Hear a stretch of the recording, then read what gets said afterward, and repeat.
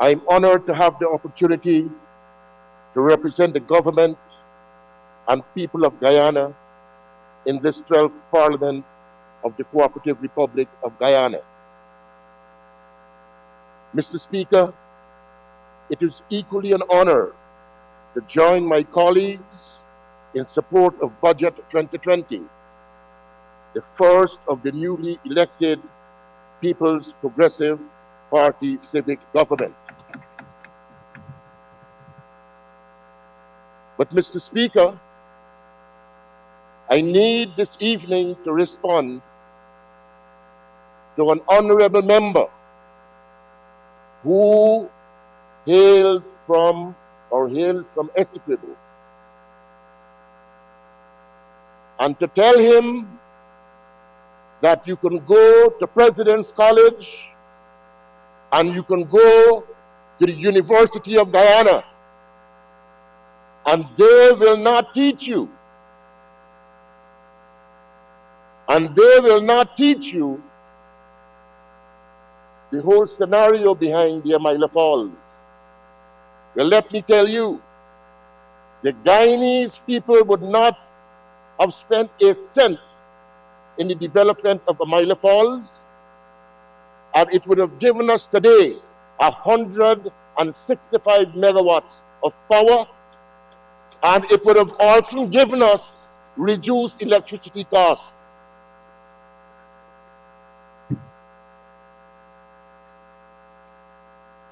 I must also teach you that the AFC APNU did not do any major development work in this country. The roads on the West Coast, we left those monies. The roads on the East Coast, we left those monies. The Sheriff Street, Mandela, we left those monies. But you know what happened? Squandermania took place.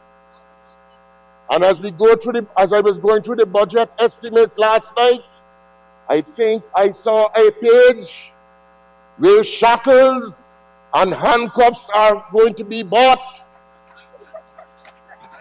Every single project that was done under the AFC will be investigated, and those investigations have started.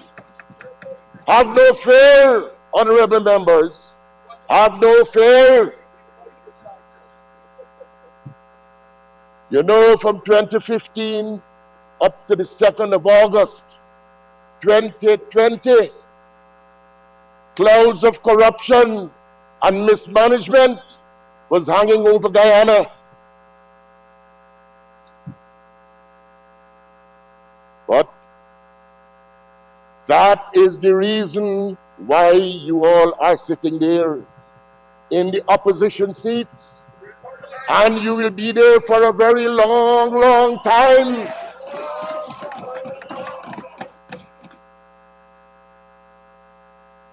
Mr. Speaker, this budget being presented after a protracted delay, a fallout from the 2020 general and regional elections, is presented at a time when our economy is under tremendous shock and tremendous stress, which must be addressed fervently to bring relief to all of our people. Mr. Speaker, Budget 2020 aims to begin that process of liberalization, as it contains plans and projects which cater for everyone, every Guyanese, the ordinary man, the farmer, the law enforcement officer, the public servant, and most importantly, the medical professionals who are working on our front lines. Mr. Speaker, these commitments were made with a clear understanding of the role the sector will play in the People's Progressive Party Civic Development Program and with an understanding of the constraints of the sector. Mr. Speaker, therefore the party and now government was clear of what material and technical support the sector needed to be effective in fulfilling its role. Mr. Speaker, Budget 2020 has provisioned a total of $53.25 billion to the local government sector, and this is indicative of the government's commitment. Mr. Speaker, institutional strengthening of human resource and capacity building is an important pillar of organizational effectiveness. An initial training needs assessment has identified this area for attention. In the initial phase, the ministry will be strengthened to support the robust capacity building program to ensure the availability of the required skills, both in technical and managerial capacity, to deliver the work program. Staff will be adequately equipped to monitor the program's implementation to ensure program objectives, the hallmark of good governance. Mr. Speaker, the amount of $28 million allocated to policy development and administration, a commensurate amount will be directed to capacity building initiatives within the ministry. Mr. Speaker, the state of the physical infrastructure in the capital city of Georgetown, municipalities, and the neighborhood democratic councils have much to be desired. Crumbling infrastructure affects municipal and local government services delivery over the last 5 years. No maintenance works were implemented by the APNU AFC regime in the last 5 years and now sitting on the opposition side. That is where you belong. Whilst in the last People's Progressive Party civic government, the Ministry of Local Government and Regional Development, the following programs aimed at job creation, poverty reduction, and economic development were implemented. $25 million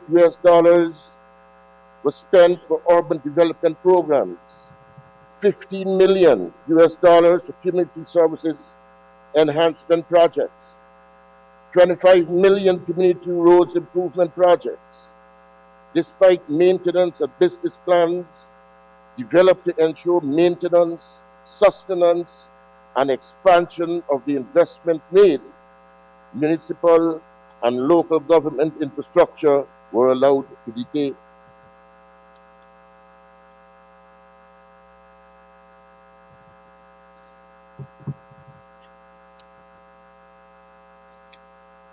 Mr. Speaker, provision is made for infrastructure development, such as expansion to community markets, community centers, sanitary landfill sites, to practice proper solid waste management.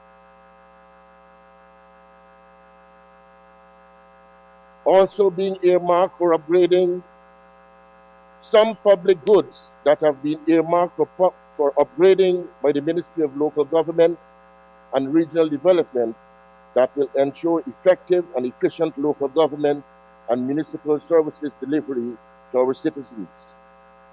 Mr. Speaker, the manifesto of the People's Progressive Party embodies the development of local economies with the main aim to provide transparency and accountability for local residents in planning, implementation, monitoring for compliance, and evaluation.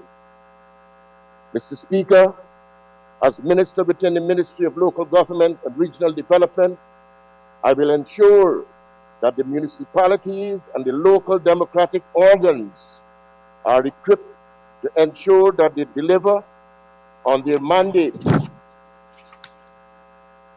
to the benefit of their constituencies. Public participation and engagement with local government officials and residents will be high on my government's agenda that will forge a close working relationship among all local government stakeholders to allow for consensus in the decision-making process. Mr. Speaker, it is envisaged that the implementation of the 2020 budget will set a foundation for renewed hope and confidence for all of our people to promote investment, job opportunities, village economies, enhance community involvement as part of our support initiatives.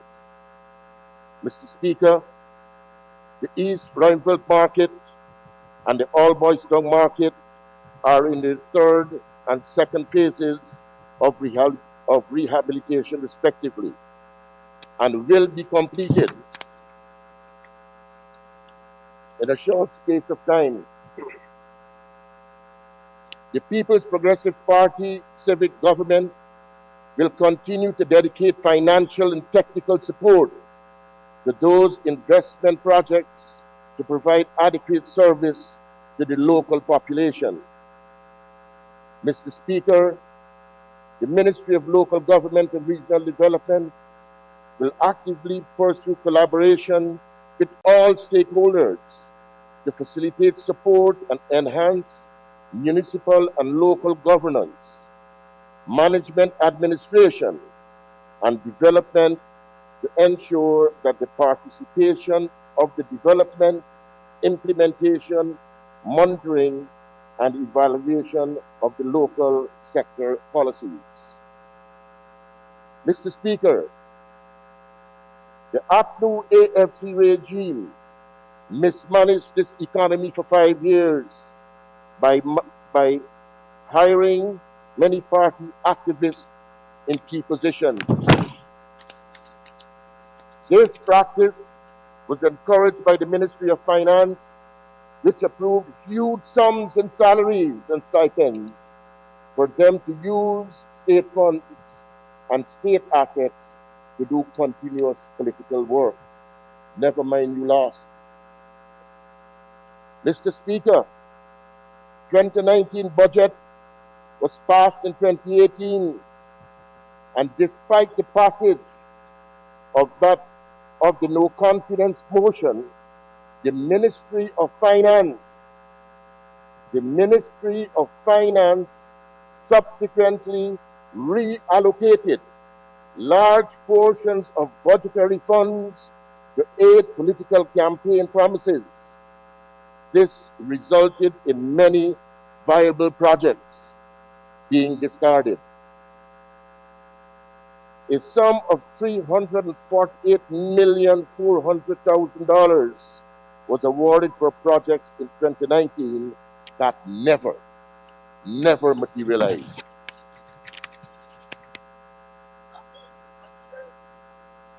Listed below are some of the projects, values, and reasons why the projects were never materialized.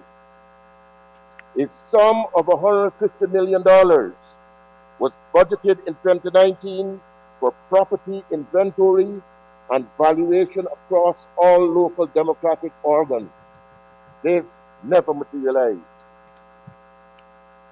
The sum of $58 was budgeted in 2019 for a construction of a town hall and office spaces for Madia municipality.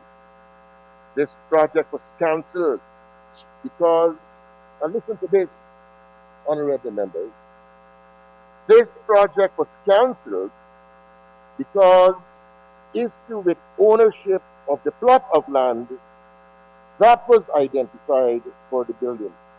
So they had an issue with the ownership of the land. But imagine the APNU AFC went through with this project, identified a piece of land, and then at the end of it knew it wasn't theirs.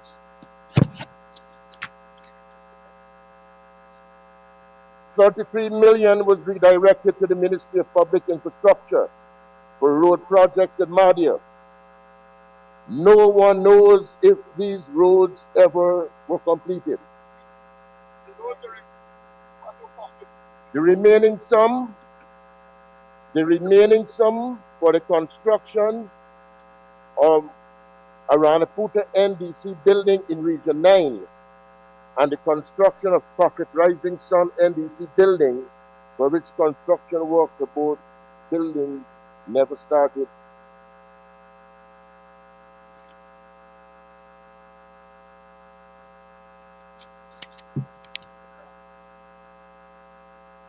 A sum of $40 million was budgeted in 2019 for a plan of action for regional development. We call it PARD, for regions 1 and 6.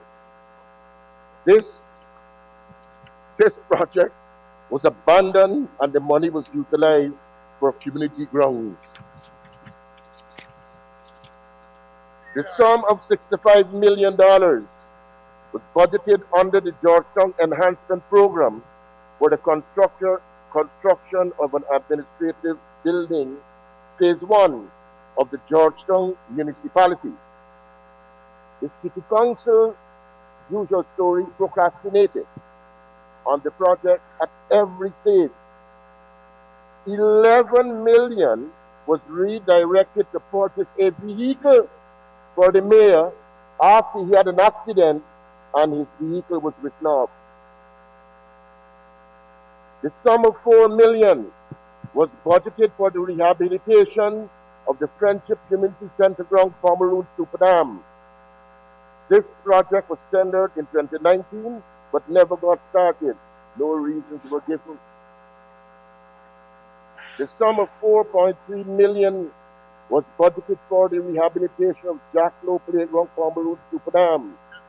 This project was tendered in 2019 but never got started.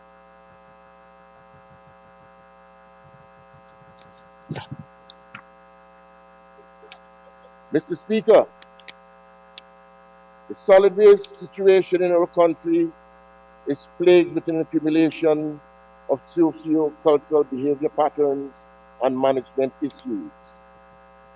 Over the next 5 years, the Ministry of Local Government and Regional Development will implement several regional development initiatives to curtail the scourge of the issues related to solid waste management legislation.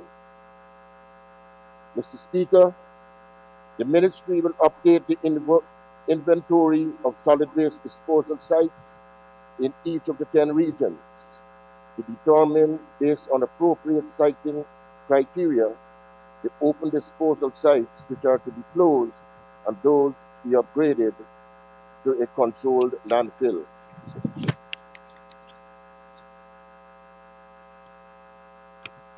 Of this 2020 total budget of $329.5 billion, almost 16%, $51.7 billion, has been dedicated to the health sector.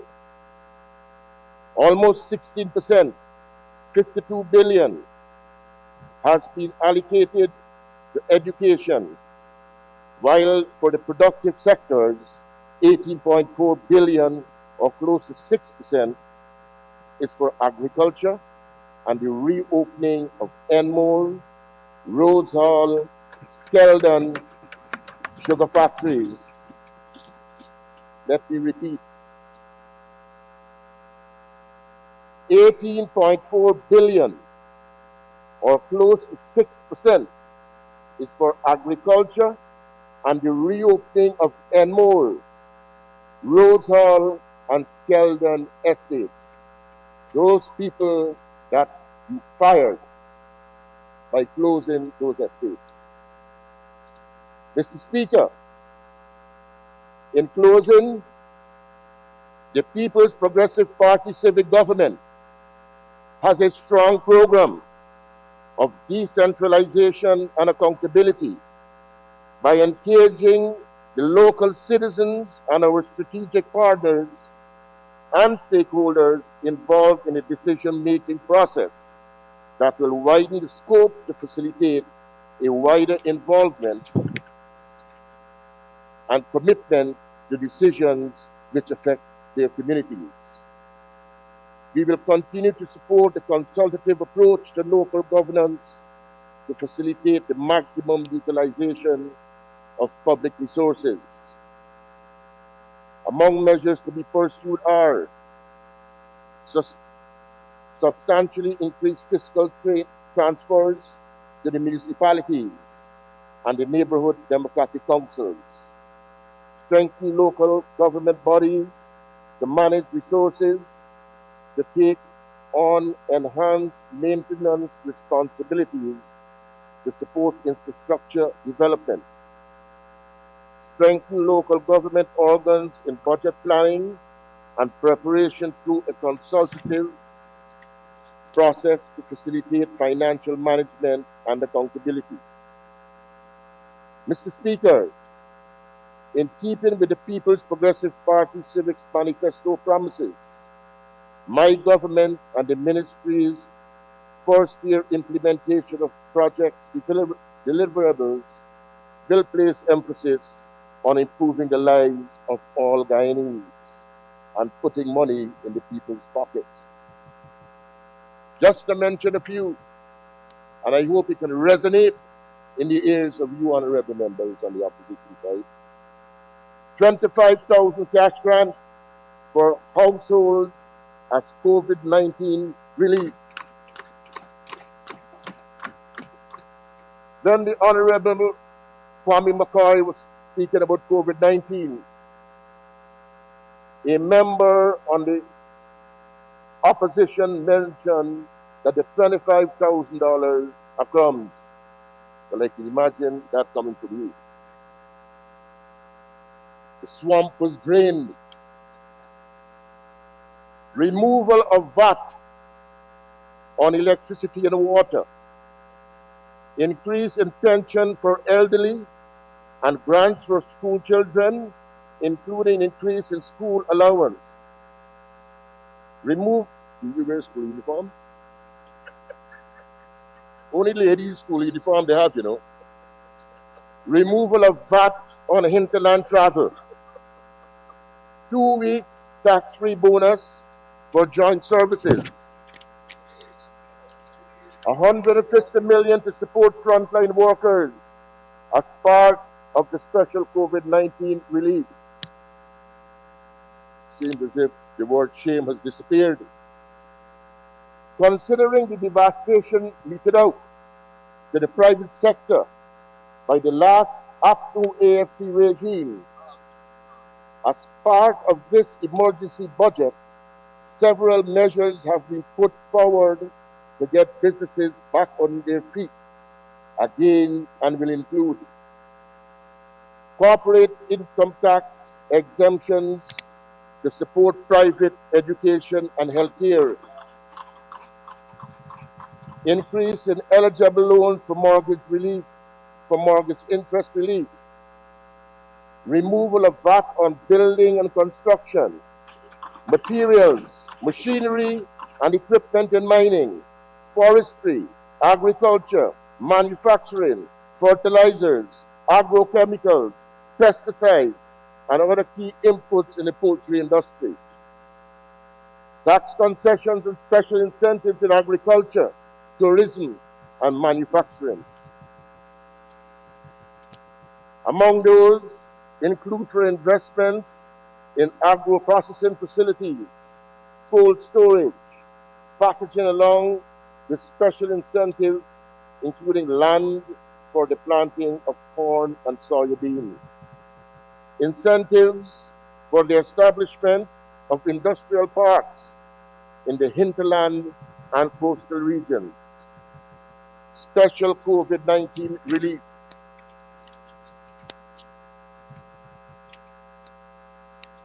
Notwithstanding the destruction of the economy by the up-to AFC, the rise in poverty and hopelessness, the People's Progressive Party, in its first budget, a mere week after taking office, has provided a suite of measures targeting all Guyanese, from the coast to the hinterland, school children to the elderly, public servants and the private sector.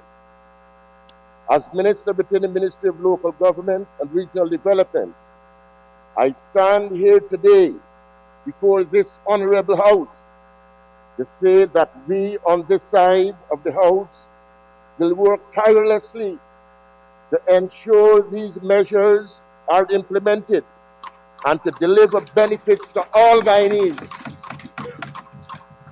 We remain committed to our manifesto. We remain committed to our people. We intend to deliver on all the promises.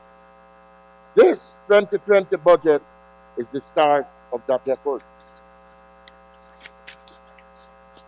Let me commend the Minister of Finance for rolling out a people-friendly budget that will be welcomed by all Guyanese. It is my wish that all members of this honorable House throw their support for the passage of this 2020 budget. Thank you, Mr. Speaker.